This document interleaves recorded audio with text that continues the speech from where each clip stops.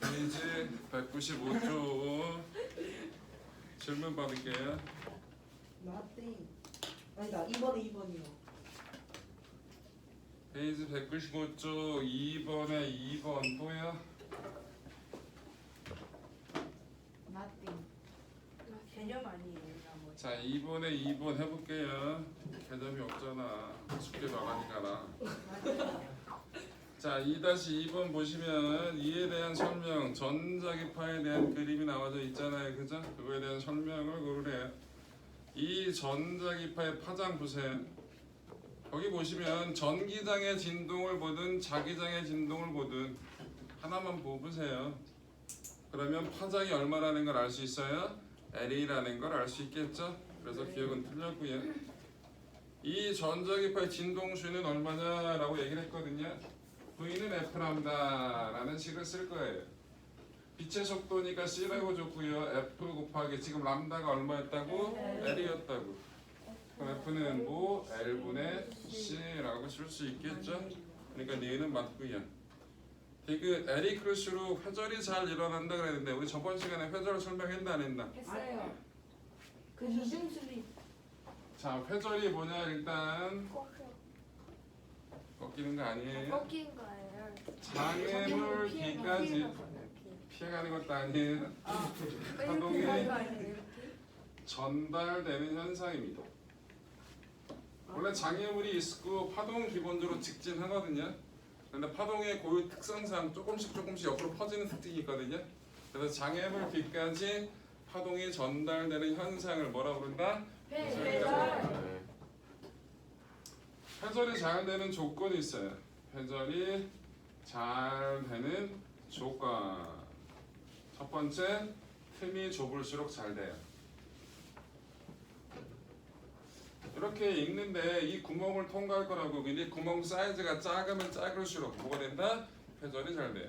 이 회절은 와이파이 그림 생각하시면 돼요. 와이파이 보통 어떻게 이렇게 그리잖아요. 네. 점. 점에서 이렇게 쫙쫙쫙쫙 퍼져 나가는 걸 표현하는 거예요. 이게 회절의 그림이라고 생각하면 되게 편하다고요. 점 하나가 있으면 회절이 되게 잘 돼요. 근데 이렇게 되어 있으면 끝이 이렇게 조금씩 살짝 꺾여요. 얘는 요 구멍에서 많이 구멍을 통해서 많은 데까지 퍼졌지만 얘는 이게 구멍이면 실제로 퍼져 나가는 게 이 끝에서만 퍼져 나가는 느낌이라서 구멍이 작을수록 회절이 훨씬 더 잘 된다라는 거. 오케이. 두 번째, 뭐가 길수록 파장이 길수록 회절이 잘 됩니다. 여러분 빛은 파장이 매우 짧아요. 그래서 빛은 거의 회절이 잘 안 돼요. 근데 소리는 빛에 비해서 파장이 매우 길거든요. 소리는 회절이 잘 된다. 그래서 담벼락 밑에 반대편에 사람이 있으면 안 보이잖아 모습은. 근데 거기서 사람이 얘기하는 소리는 잘 들려요. 빛은 파장이 짧아서 회절이 잘 안 된 거고요. 소리는 파장이 길어서 회절이 잘 된 거라는 거. 그래서 회절이 잘 되는 조건 두 가지는 기억하자고. 어떤 조건이라고? 틈이 좁을수록 파장이 길수록 회절이 잘 된다라는 거 기억해 주시면 되겠습니다. 그래서 L이 파장이니까 파장이 길수록 회절이 잘 된다라는 건 맞는 얘기가 되겠죠. 답이 그래서 니은 디귿 195쪽은 해결. 212쪽이랑 212쪽으로 넘어갑시다. 선생님 이거는 진짜 시원해. 212쪽 너무 많이 들었는데? 질문 없어요. 없어요. 있는 야 없는 사람은 닥치고 있어. 아, 선생님 이거요. 7번에 2번에 디귿. 7-2번의 디귿 또요. 이거 좀 또 없어요. 없는 건 숙제를 안 한다는 얘기인데 이거 되게 저 했는데 이거 그냥 시끄러워. 하나 틀렸어요. 시끄러. 7-2번의 디귿을 볼게요. 여러분들 그 7번 그림은 얇은 비눗막에 의해서 비눗막 겉표면에서 반사된 빛이 있고 비눗막 안쪽까지 들어갔다가 다시 또 그 안에서 반사되는 놈 두 개의 빛이 있거든요. 두 개의 빛이 간섭을 일으키는 거예요. 그런데 우리가 알고 있는 빛은 백색광은 여러 가지 색깔의 빛이 섞여 있는 거잖아. 여러 가지 색깔의 빛이 섞여 있다는 얘기는 각각의 빛 색깔마다 뭐가 파장이 다르다는 얘기예요. 그러면 그 각각의 파장이 다른 빛의 빛들이 뭐가 달라져서 경도차라는 게 달라서 간섭을 일으키는데 보강 간섭을 일으키는 빛도 있을 거고 상세 간섭이 일어나는 빛도 있을 거라고. 보강 간섭이 일어나는 빛은 눈에 보이고 상세 간섭이 일어나는 눈에 안 보이거든요. 근데 이게 각도에 따라서 또 경도차가 달라진다고. 그래서 각도에 따라서 보이는 색깔이 달라진다고. 그래서 알록달록한 모양이 나오는 이유가 요거라고. 얇은 막의 간섭이라 부르는 겁니다. 자, 디귿을 보시면요. 비눗막에 빨간색 빛을 비춰도 빨간색 빛을 비치면 빨간색이 보강 간섭을 일으키면 빨간색으로 보일 거고요. 빨간색이 상세 간섭을 일으키면 안 보여요. 그러면 빨갛고 까맣고 빨갛고 까맣고 이걸 무지개라 얘기할 수는 없겠죠. 그래서 무지갯빛이 아니라 빨간색이 보이냐 안 보이냐 그렇게 형태가 나올 거라는 거. 그래서 디귿은 틀렸다는 걸 알 수 있겠죠. 원래 이 간섭이 개념이 조금 어려워요. 더더군다나 이 간섭을 수학적으로 내용적으로 이해하려면 뭐 사인 함수라는 그래프 자체를 설명해야 된단 말이야. 그게 좀 어렵거든. 그건 나중에 배우시고요. 실제 고등학교에서는 그 사인 함수 가지고 따지는 것들은 거의 하질 않아요. 파동 함수 자체를. 나중에 대학교 가서 배우시면 되는 거니까. 고등학교 때까지는 간섭 자체가 동일한 모양으로 만났을 때 보강 간섭이 일어난다. 반대 모양으로 만나면 뭐가 일어난다? 상세 간섭이 일어난다라는 걸 기억을 하시면 되겠고요. 그 다음에 간섭을 일으킬 때 바뀌는 거 딱 하나뿐이 없다라는 거. 뭐? 진폭만이 변화가 일어난다라는 거. 나머지는 변화가 없다라는 거 꼭 기억하시면 되겠습니다. 자, 오늘은 마지막 내용, 마지막 수업 계획서에 보시면 마지막이에요. 알겠어. 선생님 저희 다음 주부터는 문제풀이 하는 거예요. 아까 얘기했는데 어디 갔다 왔니? 너 나갔을 때 얘기했나 보네. 저 파워에이드 페이지 232쪽 빛의 이중성을 지금부터 설명을 해드릴게요. 오늘 설명하고 나면 내용이 끝나요. 와. 그게 몇 개? 자, 다음 주는 내신 준비를 해야 되시는 분들은 내신 대비 그래서 안 오시면 되고요. 근데 나는 시험은 보는데 내신 따위는 특별히 시간을 안 들여도 잘할 수 있다.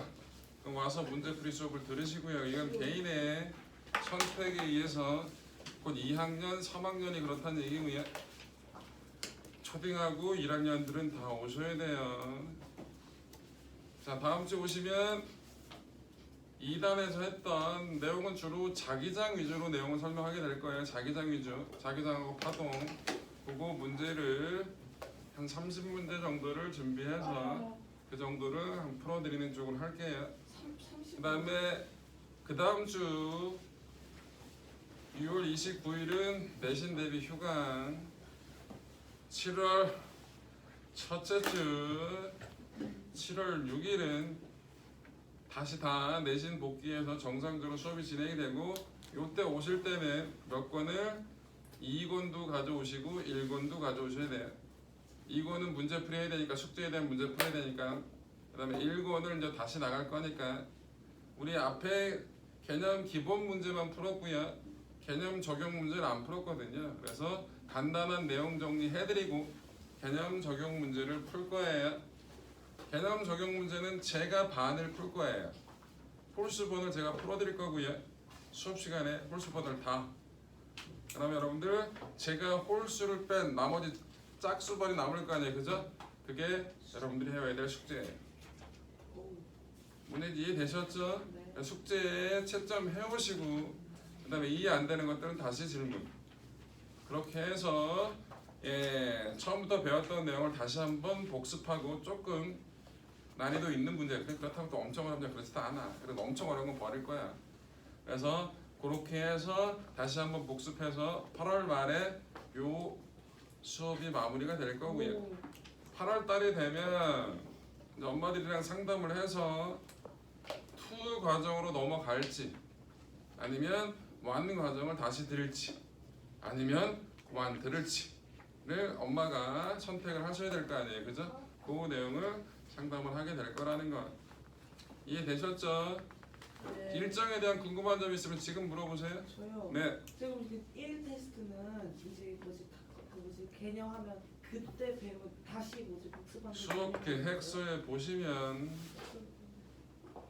테스트가 어디를 보는지 다 써 있어요. 아, 당연히 복습하게 되면 거기에 해당하는 내용을 테스트를 보겠죠. 수업 계획서에 다 써 있습니다. 여러분들 7월 첫째 주에 보는 테스트는 전자기파 스펙트럼 앤 간섭 오늘 문제 풀이했던 거 있잖아요. 그 테스트를 볼 거고 다음 주는 테스트 없어요 당연히.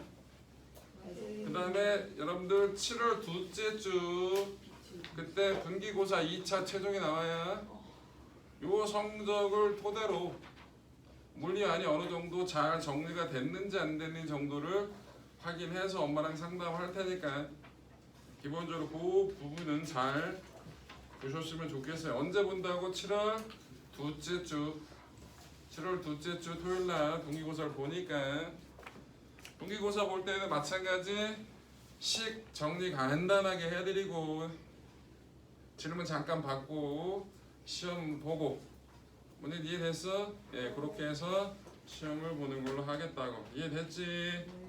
또 질문 없으면 페이지 232쪽을 하겠습니다. 자, 요거는 우리 저번 시간에 수업할 때 살짝 맛봤던 내용인데요. 자, 빛이 입자의 성질을 갖고 있냐 파동의 성질을 갖고 있냐라는 것 자체를 입자의 성질하고 파동의 성질은 다르거든요.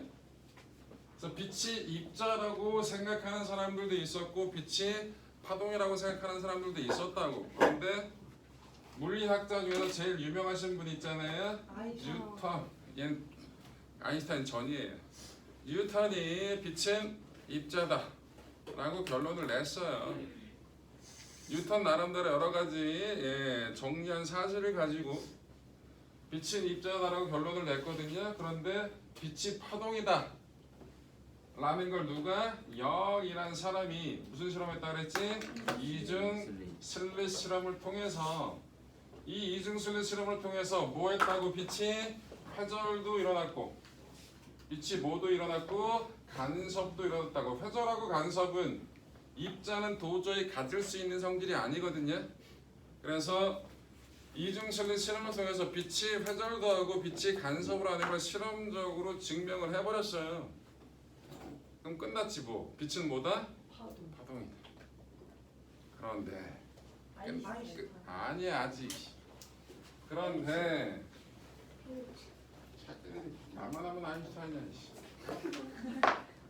그런데 광전 효과라는 게 있었거든요.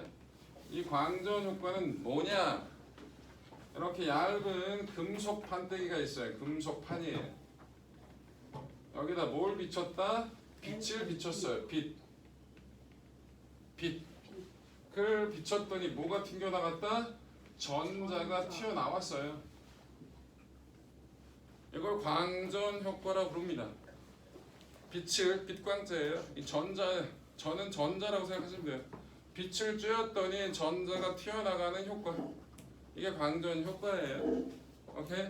이 광전 효과가 일어나서 여러 가지 실험들 했거든요. 근데 광전 효과 여러 가지 실험적 결과가 나왔는데 그 광전 효과의 실험 결과를 이론적으로 다 설명할 수 있어야 되잖아. 물리는 어떤 현상을 다 설명하기 위해서 다루는 학문이에요. 광전 효과의 실험을 매우 정밀한 실험을 했는데 그 결과가 이것 때문에 이렇다라고 얘기를 해줘야 되는데 0이 뭐라고 했어? 비친 파동이라 얘기했잖아. 그럼 파동 이론을 가지고 이 광전 효과 현상을 다 설명을 해야 맞는 얘기잖아, 그치? 근데 광전 효과의 실험 결과를 파동 이론을 가지고는 설명이 됐다 안 됐다? 안 됐다. 안 됐어요. 설명이 안 됐다. 그게 뭔지를 지금부터 간단하게 설명해 드릴게요. 이 광전 효과는 매우 우리 주변에서 흔하게 볼 수 있어요. 광전 효과를 이용한 가장 대표적인 예가 자동문이에요. 아, 여러분들 문 앞에 있으면 문이 알아서 열리잖아. 네. 왜 열려? 열감지에서 아니야. 센서. 아니야. 센서 아니에요? 이게 뭔 센서냐고 쳐묻는 거잖아. 죄송합니다. 적외선 센서 아니에요? 아니 그게 아니라 그냥 물체가 앞에 있는 적외선 센서. 물체가 앞에 있는 걸 어떻게 하냐고. 빛을 써요, 빛을. 문 따위가. 빛 써요 빛. 아니 빛 써가지고 저게 적외선 통과가 써가지고 되면 통과 안 되면 통과 안 되면 사람 있다가 하고 문 열어주는 거 아니에요? 적외선 그럼 써가지고 적외선 근데? 스친 게 돌아오면은 그 시간을 계산해가지고 그 시간이 짧으면 사람이 매우 짧은 사람이 사람이 있는 아니. 그게 광전 효과예요. 광전 효과가 뭔지를 설명을 해드릴게요. 그래서 우리가 알고 있는 동작 감지기라든지 그런 것들에 보통 이용하는 게 광전 효과의 결과를 가지고 이용하는 거예요. 그게 기본적인 게. 자, 그런데 이 광전 효과를 되게 많이 한 사람이 누가 있냐면 헤르츠라는 사람이 있어요. 누구? 헤르츠. 뭐의 단위야? 그거 진동수의 단위가 헤르츠였죠? 저 헤르츠의 이름을 따온 거예요. 헤르츠의 광전 효과 실험이 있는데 이게 자 일단 헤르츠는 여러분들 알고 있는 이렇게 금속판, 금속박으로 구성되는 얘를 뭐라 부르죠? 검전기. 검전기라 부르죠. 검전기를 가지고 광전 효과가 일어나는 거 눈으로 쉽게 확인할 수 있거든요. 자, 중성의 금속 검전기가 있었어요. 여기에 빛을 비쳤다고. 보통 뭘 비쳤냐면 자외선을 비쳐요.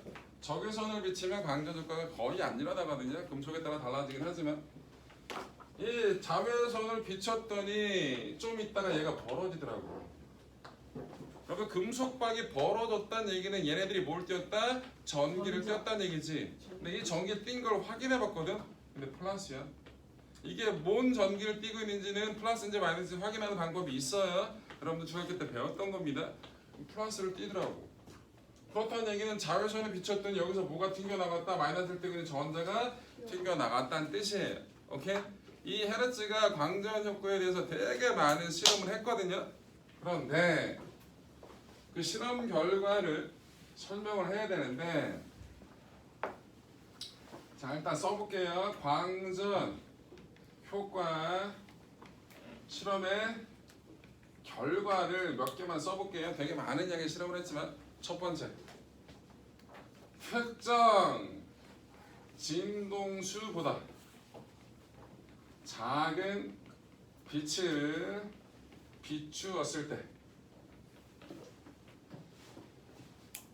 광전 효과는 비추었을 때 빛의 세기가 강하더라도 광전 효과는 절대 안 일어나더라고.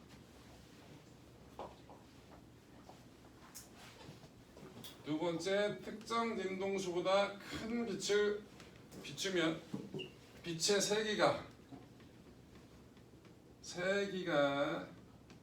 약하더라도 개약해. 광전 효과는 무조건 일어나. 이게 의미하는 게 뭘까? 광전 효과가 일어나고 안 일어나고를 결정하는 건 뭐가 결정한다? 진동수가 결정한다는 뜻이야. 진동수를 뺀 나머지 요인들이 광전 효과가 일어나는 걸 결정할 수 있다 없다? 없다. 이게 왜 문제냐면 우리 파동 에너지라고 얘기하는 거, 파동의 세기, 파동의 에너지라 얘기하는 건 요런 식이 있어요. 여기 에너지거든요, 색이. A가 뭐예요? 진폭이에요. F가 뭐예요? 진동수예요. 파동 이거 단위 시간당 에너지거든요. 근데 에너지는 시간을 길게 하면 에너지는 당연히 많겠죠. 시간하고 진폭하고 다 에너지하고 관계가 있는 거거든요. 그런데 진동수가 너무 작으면 절대 안 되네. 그럼 이 이론 가지고 광전 효과를 설명할 수 있었다는 얘기야, 없었다는 얘기야? 없다. 없다는 얘기야. 근데 모든 파동은 이렇거든. 이게 들어맞지 않는 파동이라는 건 없어. 그런데 광전 효과의 실험 결과는 파동 이론으로는 설명이 가능하다, 불가능하다? 불가능하다. 뭐지? 이때가 1800년대 후반이거든요. 이 1800년대 후반은 물리가 개건방을 떨 때였어요. 뭔 얘기야? 물리는 신이다. 물리가 여러분들 자연에 대한, 자연 현상에 대한 이해거든요. 이 전까지만 해도 우주의 원리랑 우리 주변의 원리는 다르다고 얘기했어요. 저기는 신의 영역, 신계, 인간계. 신계를 구분하는 논리하고 인간계 구분하는 논리가 다르다 얘기했다고. 근데 뉴턴이 만유인력 법칙을 발견해내고 만들어내면서 그 주변에서 볼 수 있는 현상과 똑같은 논리로 우주의 현상이 설명이 가능해졌거든. 그래서 신계, 인간계 따위가 이제 더 이상 의미가 없어졌다고. 되게 큰 발전을 이룬 상황이었거든요. 그래서 개건방을 떨 때였다고. 야, 우리가 모든 현상을 다 설명할 수 있다. 이제 앞으로 우리를 뺀 우리의 뒷 세대들은, 다음 세대들은 물리를 해도 밝혀낼 게 없다. 우리가 다 알았으니까. 너희들 물리하지 마. 물리하면 굶어 뒤져. 더 이상 알아낼 것도 없고 다 끝났어. 라는 개건방을 떨 때였다고. 아유, 우리가 최고 설명 못하는 거 없어. 근데 안 되네. 19세기에서 20세기로 넘어갈 때 난제였어요. 광전효과 자체가 설명을 못하니까. 아니, 실험이 이렇게 이런 결과가 나는데 이거 설명해 주세요. 모르겠는데요. 설명이 안 되잖아요. 물리는 기본적으로 설명이 다 돼요. 설명이 안 됐다고, 그지? 주변 현상, 더더군다나 뭐 우주의 생성이라든지 엄청나게 심오한 기본 철학적 이런 게 베이스도 아니고 단지 광전효과라는 단순한 실험에 대한 결과를 논리적으로 설명을 못했단 말이야. 난제였다고. 그런데 누가? 아인슈타인이 알았어요. 오, 똑똑하다. 똑똑한 게 아니고요. 이 당시에선 저 새끼 뭐야? 막타? 저 개또라이는 뭐지? 막 근본 없는 새끼, 물리를 일도 모르는데? 라는 그런 소리를 들었어요. 왜? 광전 효과를 설명하는데 광양자설이라는 걸 아인슈타인이 주장했거든요. 자, 뭘 얘기할 거다? 광양자설. 양자살. 양이 나와서 좋아? 예. 죽을래? 자, 광양자설은 뭐냐? 아인슈타인이 주장한 거고요. 24살인가? 요때 주장하고 저때 논문을 3개나 발표했어요. 광양자설, 그 다음에 기체 입체 운동을 따지는 브라운 운동에 대한 학설 내용, 그 다음에 특수상대성 이론. 노벨상을 탔습니다. 광양자설 가지고. 오. 특수상대성 이론은 우리 배웠잖아요. 시간이 너의 시간과 나의 시간은 달리 간다. 쌉소리야. 노벨상 못 탔어요. 그거는 시기를 놓쳤다고 보시면 돼요. 처음에 너무나도 말도 안 되는 개소리 같아서 뭐야. 근데 계속 검증. 틀릴 거야. 검증. 계속 검증. 근데 검증을 해서 틀린 적이 없거든. 그러다가 타이밍을 놓쳤어. 타이밍. 그러다가 뒤졌어. 죽으면 안 줘. 살아있어야 돼. 그래서 노벨상을 타기 위한 가장 큰 조건은 살아야 돼. 젊은 나이에 엄청난 걸 하는 거 바로 죽었네? 안 줘요. 개치사다. 어? 개치사다. 그 재단에서 그렇게 기준을 세웠는데 그걸 치사하다 그래. 아, 네. 치사하면 안 받으면 되지. 응, 안 받아 새끼야 니들 따위 그러면 돼. 뒤졌는데. 나이 제한도 있어요. 아이자인이 왜 있어? 뭐야 갑자기. 필지상은 있잖아요. 필지상은 있어? 40개. 40살 넘어야 돼? 다 40살이 이전. 이전에 다 뭔가를 해야 돼? 네. 그건 걔네들만의 기준이지. 뭐 늙어서 하면 안 줘? 네. 이 새끼들 똑똑한 새끼들이야. 야, 나이 먹은 산 인간이 공부 열심히 해가지고 알아내는데 응 주세요, 응 안 돼. 늙어서 이것도 웃긴 거잖아. 늙으면 죽으란 얘기야? 개띵띵. 근데 그거는 그걸 같아요. 40세 이전에 얘기한 거 보면은 내가 교수인데 얘가 똑똑하네. 뭔가를 시켰는데 얘가 엄청난 걸 아이디어 오케이 콜.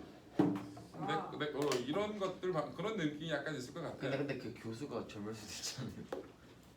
너 주변에 40대 교수 봤니? 40세 안 된 교수? 거의 못 20대 봤잖아. 교수도 있잖아요. 응? 20대 교수도 있잖아요. 우리나라에? 아니 우리나라에 아니 오일나라. 40대 이전에 우리나라 얘기하는 거잖아. 주변에 40대 이전에 교수가 될 수 있어요? 있어요. 어떻게 돼요? 14살인가 능력이 좋은데? 가지고 졸업하는 거야? 여러분들 일단 우리나라 체계에서 박사를 받으려면 일단 고등학교를 졸업하고 대학을 가야죠. 대학교 가면 재수 안 하고 가면 20살에 대학교 1학년이잖아요. 근데 4학년을 닥쳐 졸업을 하면 23살에 대학교 4학년을 가고 남자는 군대를 가야 되잖아요. 24, 25 석사 과정을 밟아야 돼요. 석사가 짧아야 2년. 뭐 천재들은 금방 밟겠죠. 근데 천재들이라고 진짜 빨리 밟는 애들이 석사하고 박사 합쳐서 4년. 이건 진짜 빠른 거예요. 석사 박사 합쳐서 4년 채 안 걸리면 되게 빠른 거거든요. 29살. 그럼 기본이 그거예요. 그럼 그때 박사를 밟았어요? 그럼 박사 밟자마자 당신 교수해? 아니. 없어 그런 데는. 누구나 우리나라 박사 꽤 많아요. 근데 대부분의 박사를 따면 그 분야에서 인정받았고 그 다음에 내가 안정적인 직장 그 다음에 주변에서 받는 여러 가지 것들까지 교수 하고 싶어 하잖아, 그지? 근데 교수 자리 정해져 있잖아. 그래서 여러 군데 기본적으로 논문을 많이 발표하고 등등등 실적이 있어야 될 거 아니야. 박사 논문 하나 가지고 얘 천재인데 얘 우리 대학 교수 시켜야겠 이런 게는 거의 없어요. 그런 논문 만들어낼 수 없고 지금 현재 시스템 상으로는. 교수도 그러면 여러 가지 연구라든지 여러 가지 논문을 한다든지 그러면 기본적으로 한 5, 6년이 지나죠. 그래서 진짜 빠르면 30대 후반에 빠르면 교수가 돼요. 빠른 게 30대 후반. 그럼 보통은 언제 되는 거예요? 한 40대? 40대? 50대 넘으면 안 뽑아요 잘. 뽑았는데 얼마 못 쓰면 정년돼. 그러니까 별로 의미가 없잖아요. 그래서 한 번 교수를 뽑으면 보통 길게 가야 되는 부분. 그러니까 보통 그 교수가 되기 위해서 보통 여러분들 대학교에서 수업하는 사람은 다 교수냐? 정교수, 부교수 등등 여러 가지 많아요. 정교수는 예, 정교수 되기가 되게 힘들거든요. 그리고 일반 교수인데 그 수업은 하는데 정교수가 아니고 그냥 시간 강사들도 있어요. 박사 과정을 밟고 있어 이런 사람도 수업하거든요. 박사 과정 밟고 있는 사람 자체는 어쨌든 이런 사람 다 시간 강사거든요. 이런 사람들이 꽤 많아요. 그러니까 특정 나이가 되면 더 이상 안 되는 거고 등등 여러 가지 것들. 자, 그만해 이제 광양자설 해볼게요. 광양자설은 뭐냐? 빛은 광양자라는 알갱이의 흐름이다 라는 얘기예요. 그리고 이 광양자의 에너지는 요 식이 나와요. 플랑크 상수, F는 진동수. 뭐가 결정한다? 그 빛 광양자의 에너지는 진동수가 결정한다. 이거 딱 쓰면 아까 광전효과 실험 결과가 특정 진동수가 크면 일어났고 특정 진동수가 안 일어났잖아. 이게 설명이 다 된다고.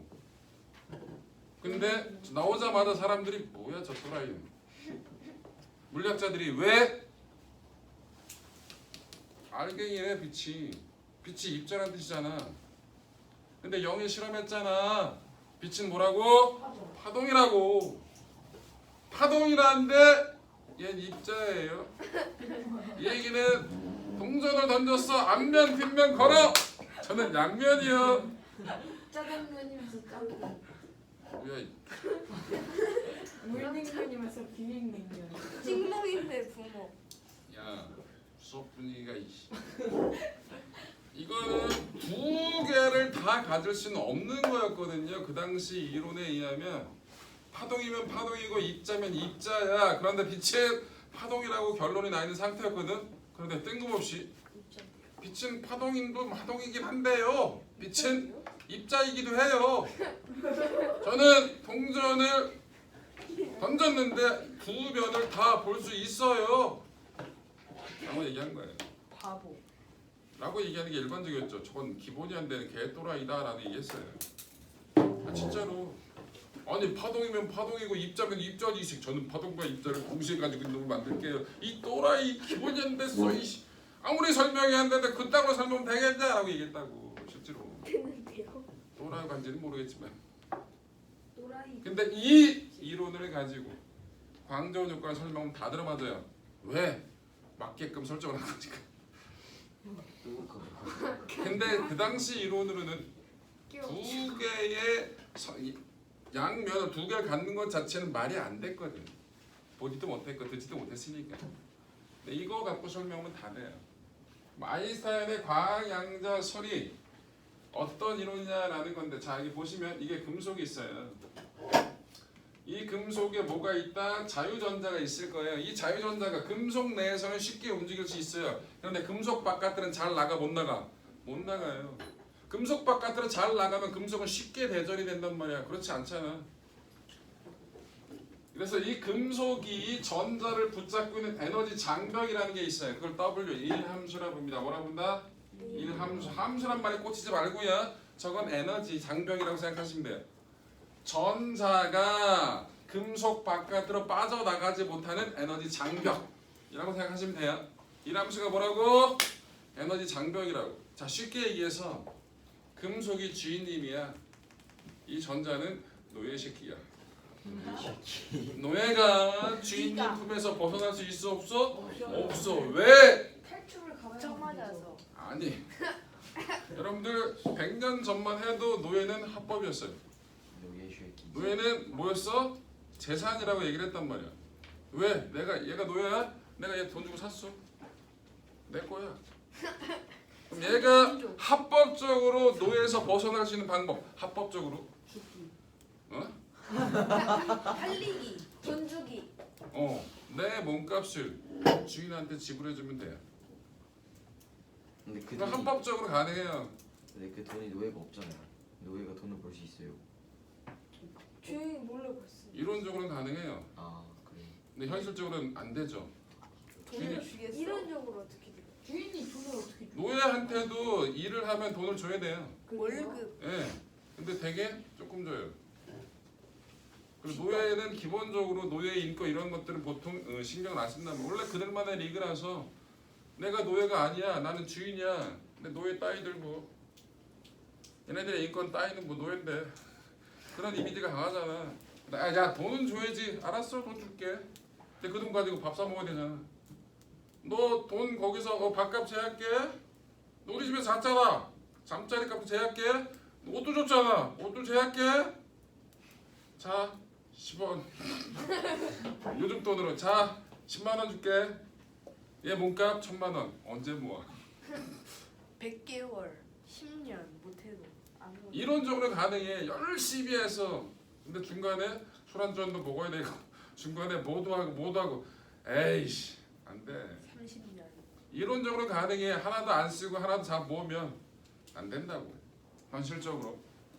다른 놈도 가끔 있지. 자 그런 느낌. 금속이 전자를 바깥으로 안 내고 그 에너지 장벽을 뭐라고 한다? 1함수.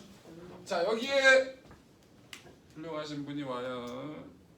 엄청난 아니야 닥쳐. 엄청난 인권. 아브라함 링컨. 방양자라는 알갱이 새끼가 온다고요. 이 분이 아브라함 링컨. 얘를 탈출시켜 줄 거예요. 훌륭하신 분이라서 와. 노예를 불쌍히 여기셔서. 탈출을 자 가능하다. 그래서 얘가 와서 얘한테 땅 에너지를 줘요. 후원. 돈을 주는 거예요. 머니. 자 이 광양자의 에너지를 E라고 합시다. 이 에너지는 뭐가 결정한다? 저거 HF 진동수가 결정한다라는 거. 자 그러면 얘한테 돈을 줬어.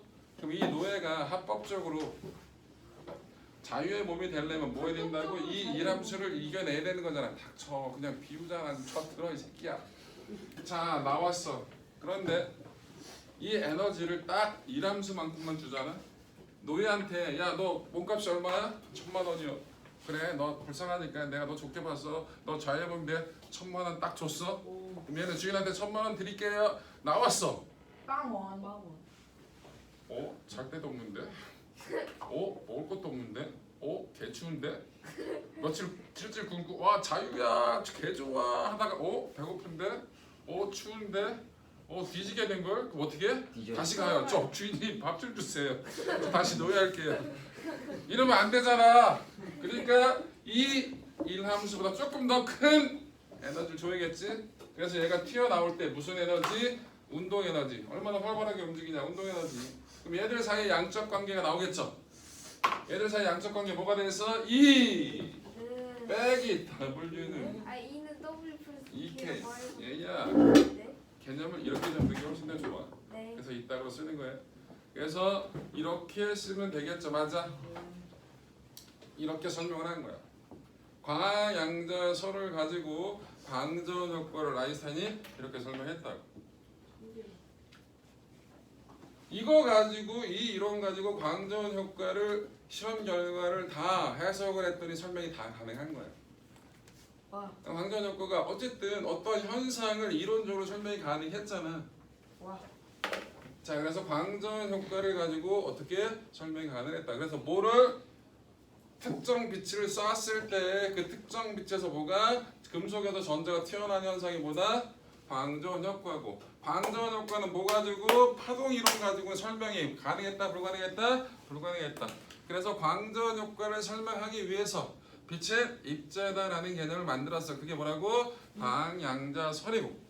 그 광양자에서 나온 에너지식 뭐라고? E는 HF. 그다음에 E 빼기 W가 뭐가 된다? EK다. E는 뭐라고? 광양자의 에너지, 곧 빛 에너지예요. W는 뭐라고? 일함수, 금속이 전자를 붙잡고 있는 에너지 장벽. EK는 튕겨나온 광전자의 운동 에너지를 뜻합니다. 이 광전 효과에서 나오는 중요한 그래프가 두 개가 있어요. 그 중요한 그래프 두 개를 잠깐 쉬었다가 설명해 드릴게요.